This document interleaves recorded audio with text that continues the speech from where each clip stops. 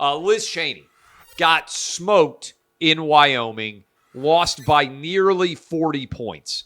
In fact, she lost by 37 points when you actually break down everything and look at the data. That's with 95% of the votes reported in Wyoming.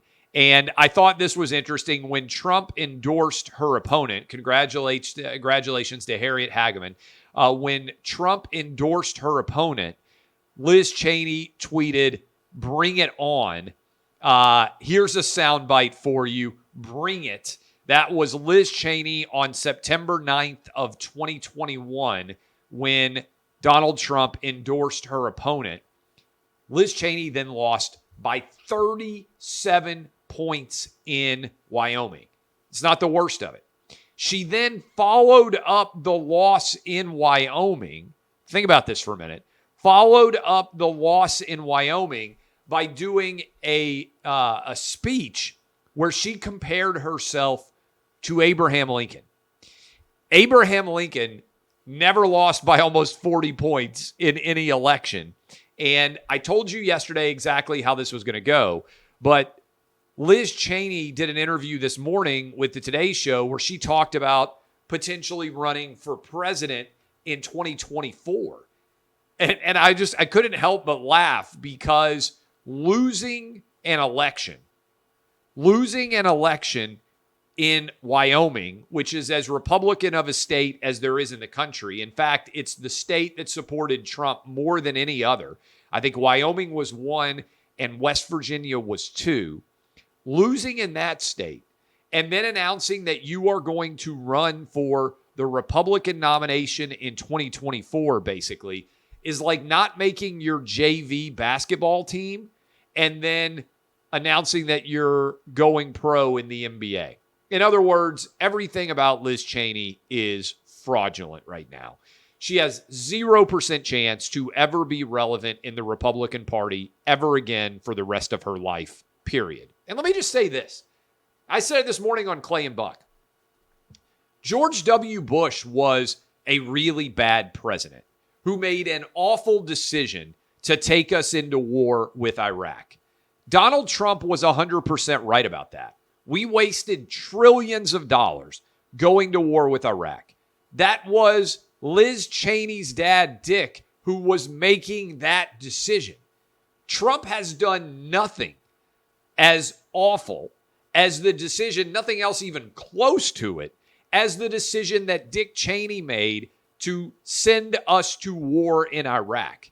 So the idea that the Cheney family is some sort of Republican royalty, excuse me, the worst decision that has been made from a go to war or don't go to war perspective in my life was George W. Bush and Dick Cheney taking us to war in Iraq. Cost us trillions of dollars.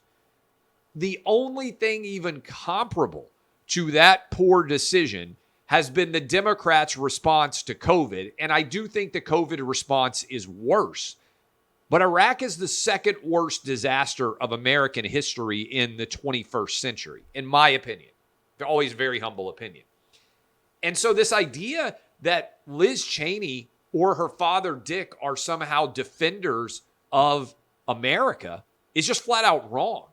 In the most consequential decision of Dick Cheney's political career, he was 100% wrong about weapons of mass destruction, and he took us to war in Iraq, and we wasted trillions of dollars and thousands of lives for zero benefit. Zero benefit. So I'm sorry, I'm not willing to genuflect at the altar of Dick Cheney and of Liz Cheney. And in fact, what everyone should remember out there is Dick Cheney was the most hated Republican in the entire country over that decision to go to war in Iraq and everything that he got wrong there. And now suddenly his family is the patron saints of left-wing Democrats because they don't like Donald Trump. I'm sorry. Liz Cheney got her ass kicked. She deserved to get her ass kicked, and her career is over.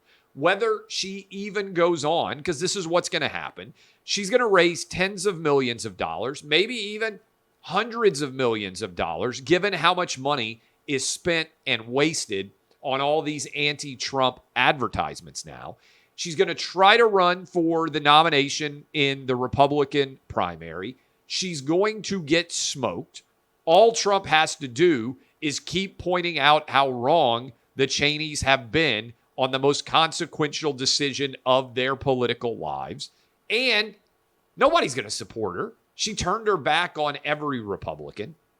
She's going to get smoked, and she's going to say that she's still fighting for democracy, and so she's going to run as an independent candidate to try to spoil Donald Trump or Ron DeSantis or whoever is the nominee in 2024 from the chance of being able to be elected president. That's where we're headed here. But the gall and the delusion to be comparing yourself to Abraham Lincoln after you lose your congressional seat by nearly 40 points is next level crazy. As I said earlier, it's like failing to make your JV basketball team and declaring for the NBA draft.